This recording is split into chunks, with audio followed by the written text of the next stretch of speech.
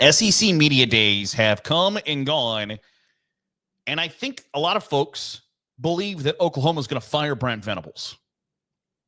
At least that's not what they said, but it certainly seems like that's what they meant with the release of the SEC football media poll.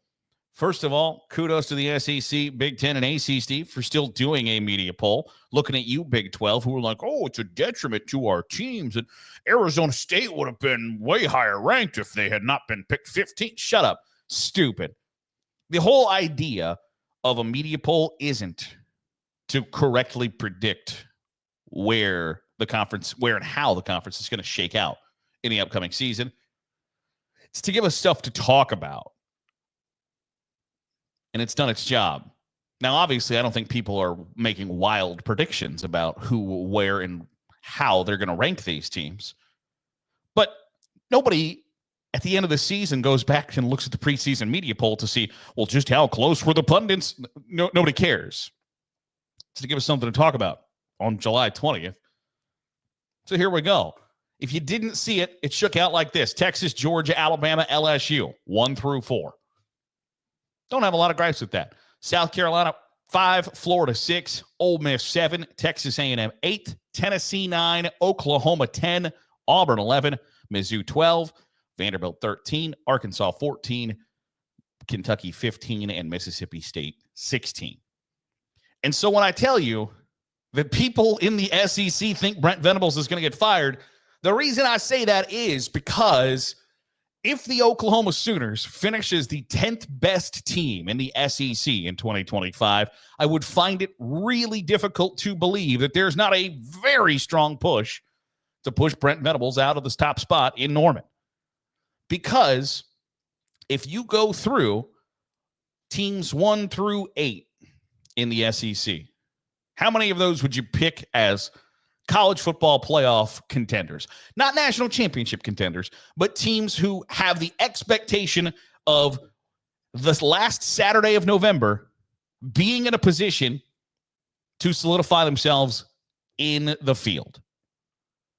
I would say the top 8. I don't know that Tennessee is there, and we'll talk about that in a moment. And I'm not necessarily saying that Oklahoma needs to be a college football playoff team for Brent Venables to keep his job. But if they're out of the hunt by the time November comes around, or if Oklahoma is a 7-5 team this coming season, I don't know that Brent Venables is the coach on December 1st. Because when you look at those top 2 tiers, the top 8 teams, they're all, in their minds, college football playoff contenders. And I have thoughts about that, but we'll get to that in a second. Tennessee is not a college football playoff contender, I don't think, as it sits right now. Then there's Oklahoma. Auburn is somewhat in the same spot that Oklahoma is in. And if things don't turn around real quick or they don't have a really good season, Missouri, not necessarily a preseason college football playoff contender. That is the group that Oklahoma is viewed with, not the likes of the A&Ms, Floridas, South Carolinas of the world. So I think it feels pretty clear that that is how people are expecting 2025 to go for Oklahoma. There are some people who are insanely optimistic for the Sooners. And there are others who say it's another 6-6, 7-5 type season, not because of the talent necessarily, but because of the schedule mixed with the talent. But I'm guessing that Oklahoma values themselves and view themselves as a perennial college football playoff contender and not in the same vein as the Auburns of the world going, if things don't turn around, we're going to give this guy the boot and we're going to have to try to figure this thing out again. So that's a bad spot to find yourself in, I think. But if you go through this 1 through 16, Texas, Georgia, Alabama, LSU, South Carolina, Florida, Ole Miss, A&M, Tennessee, Oklahoma, Auburn, Mizzou, Vanderbilt, Arkansas, Kentucky, Mississippi State. That is how the SEC is projected to shake out in the middle of July. And I have some issues with that. I think that there are some spots that have been incorrectly predicted. So this is the SEC media poll. Here's how I think it shakes out. The top 4 to me are unchanged going into the season. I don't think there's really a great way to see the top 4 in the SEC and say that anybody has a case to unthrone Georgia and that Alabama and LSU are going to be better than Georgia. I think Alabama, despite having questions at quarterback, has a slightly better roster and a better coach than LSU has, and that might not be popular in Baton Rouge, but that's how I see it. LSU might have the best quarterback in the conference, and they're going to be ranked 4th, and I think that's a fair ranking. I am not as big on South Carolina as many others are, and this is, I think, somewhat hypocritical and pokes plenty of holes in my own argument. I think Florida has a better roster than South Carolina. I think South Carolina is almost wholly dependent on Lenora Sellers being a dog, which is hypocritical because I think Florida's probably in the same boat with DJ Lagway. That both of those schools are very quarterback dependent. Florida, DJ Lagway is going to throw to a bunch of guys that you go, who? Who the hell is that guy? Even if you're a big-time Gators fan, because a lot of dudes to be replaced.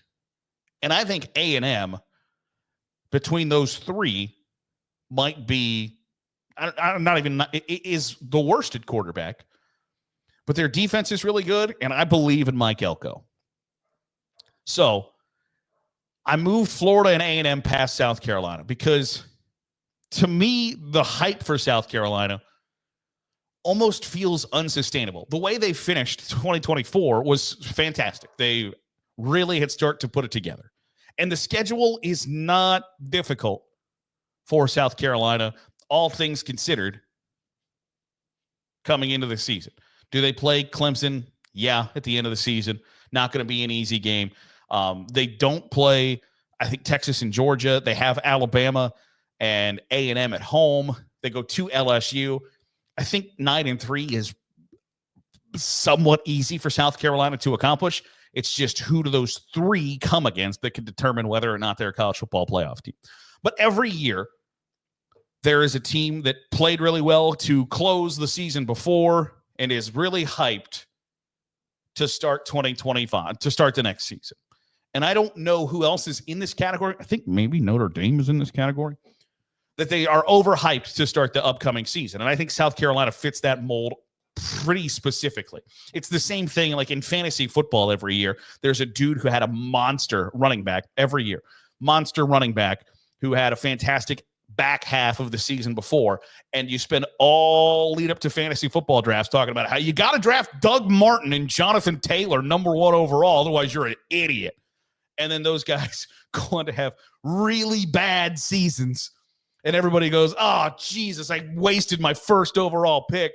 And I think South Carolina is somewhat in that boat of things went really well at the back half of the season. They were playing really good football. It got people excited because they're returning a quarterback who is just the absolute tank of a human being who played really well to close the season.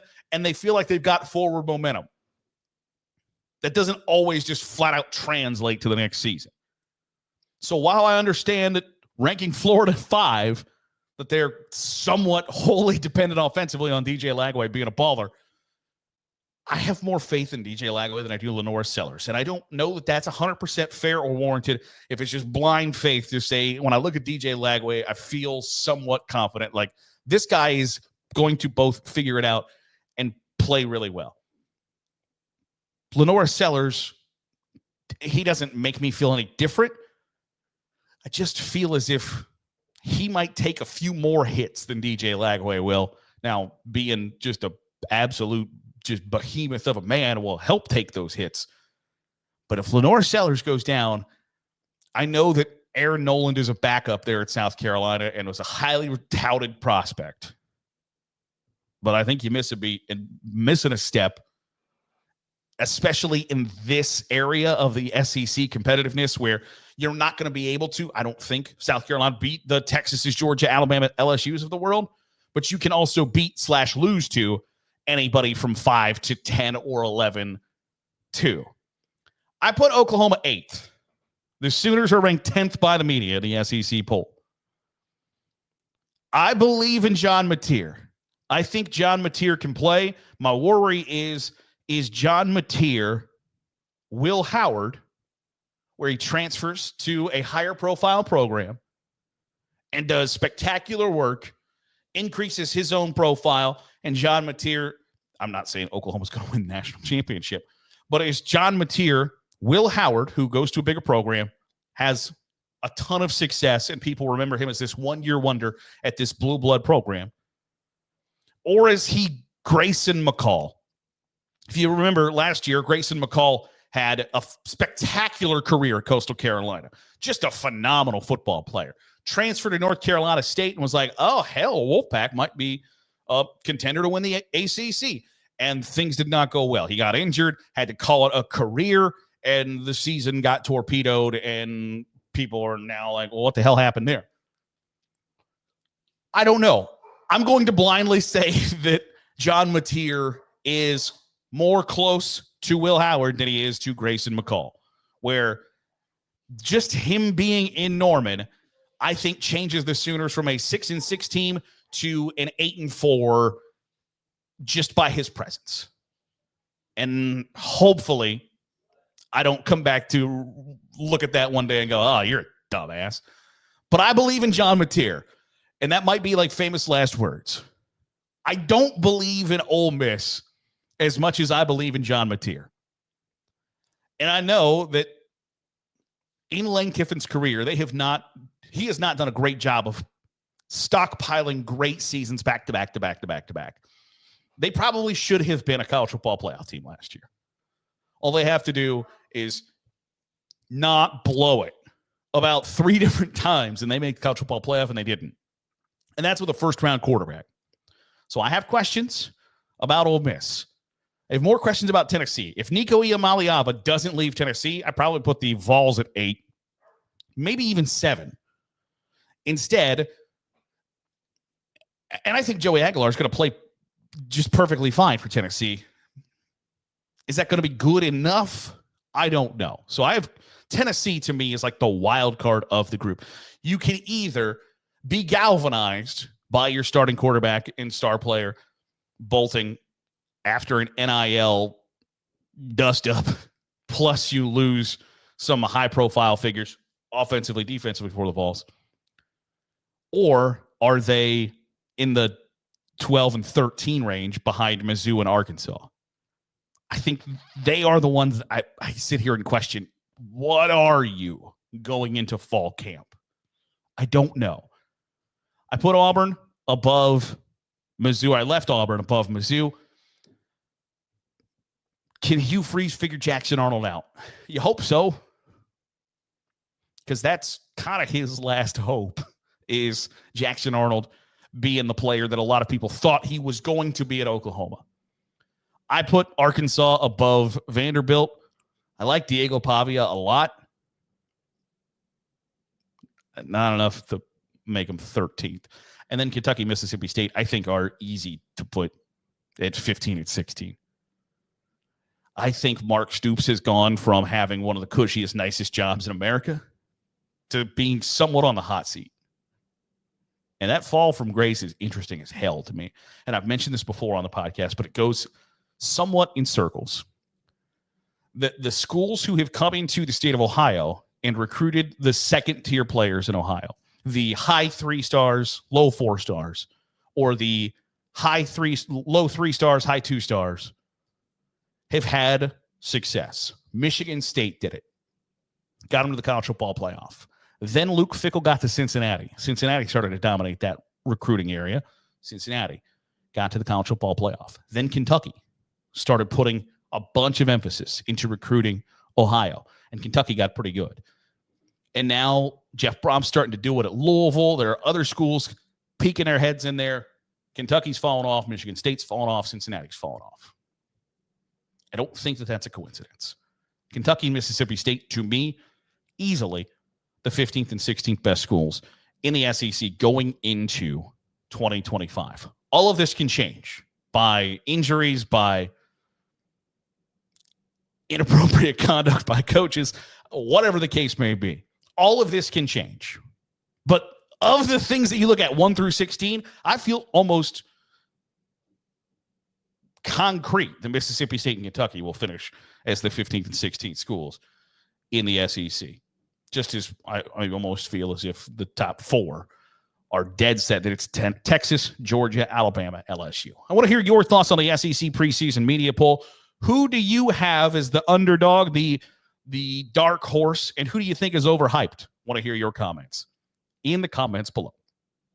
That'll do it for today's episode of the Daily Huddle. I appreciate you making us a part of your day, however it is, wherever it is you're doing so. If you're watching on YouTube, hit the subscribe button. Make sure you're getting all the great college football content we're pumping out. If you're listening on the podcast feed, drop a 5-star review. It goes a long way in helping out the channel. I'll see you tomorrow for another episode of the Daily Huddle.